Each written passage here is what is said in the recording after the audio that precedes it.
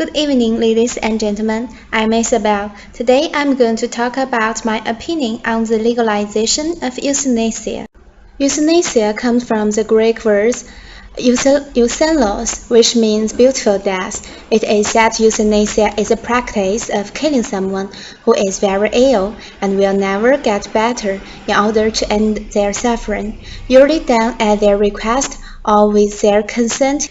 In 2001, Netherlands enacts the legalization of euthanasia, and a 71-year-old lady named Lydia chose to be the first one who was committed euthanasia legally in Netherlands. Before that, Lydia was suffering from an incurable disease and dreamed about ending her pain one day using any way. As she wished, the euthanasia was committed at her home with the company of her daughters. She left the world she loved with a relaxing smile on her face, listening to her favorite music. Actually, the legalization of euthanasia has aroused a heated debate throughout the world. Those who support the legalization of euthanasia call it a beautiful death, peaceful death, the ending of the pain, but those who object to euthanasia call it a legal murder. As far as I'm concerned, I support the legalization of euthanasia for several reasons. Firstly, I think the legalization of euthanasia shows respect for people's right to choose. Everyone enjoys the right to pursue happy, healthy life on the one hand, and they also need the right to end their trauma or choose whether to die or not on the other hand. If the disease is incurable, the patient is likely to pass away sooner or later. The patient should have the opportunity to choose a death process which is more comfortable. Euthanasia shows respect for people's dignity and humanity. Someone chooses to die with a satisfied smile instead of a long-term tortured by disease, although their lives are short. I will take Lydia as an example. At first, Lydia's daughter strongly objected to committing euthanasia to her mom, but Lydia said that if they love her, they should agree because she has been tortured by her disease for a long time and it was her dream to end such kind of pain.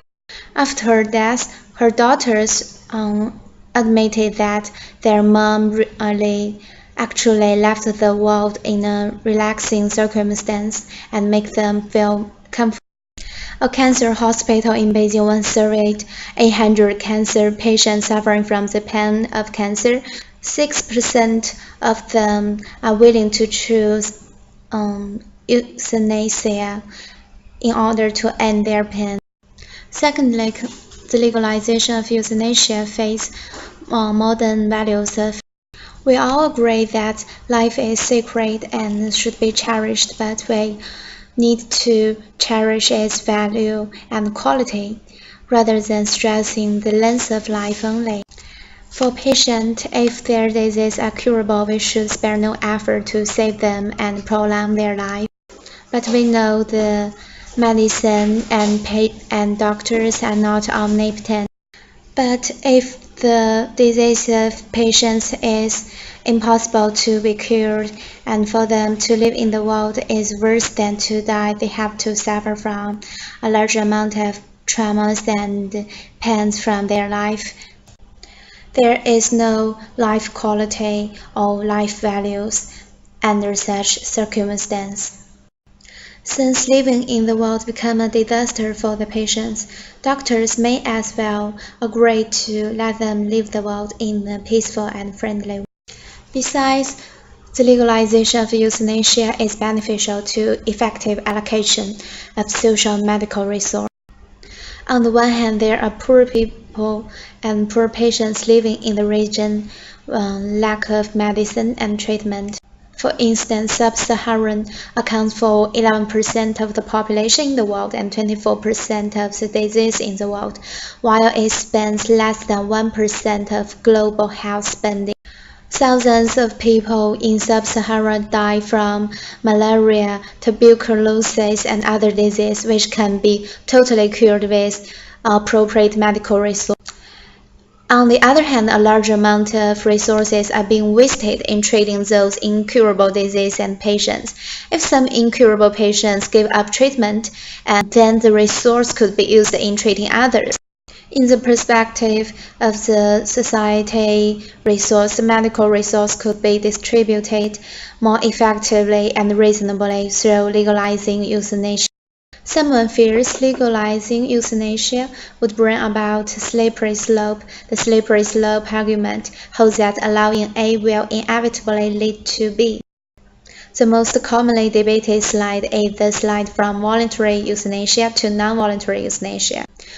However, the slippery slope they worried about can be avoided by strict guidelines. For example, in the Netherlands, euthanasia is part of the public policy and is circumscribed by explicit guidelines requiring a clear and repeated request from the patient, which leaves no uncertainty about the patient's competence and wish to die. These guidelines require that there be severe suffering without the hope of relief, a financially and emotionally uncoerced, informed and consistent choice by the patient, the absence of other treatment options, and the second options from the professional. Instead, the number of requests for euthanasia or assisted suicide dropped from 9,070 to 8,400 from 2001 to 2005 in Netherlands, and a survey showed that in May 2007, the number of voluntary euthanasia cases performed by physicians has decreased sharply from 300 in 2001 to 100 in 2005.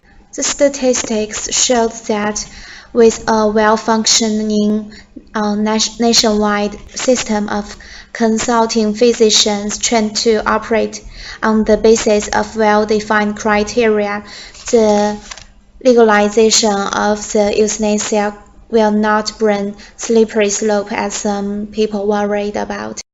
Okay, that's all my opinion on the legalization of euthanasia. Thank you for listening today. Goodbye.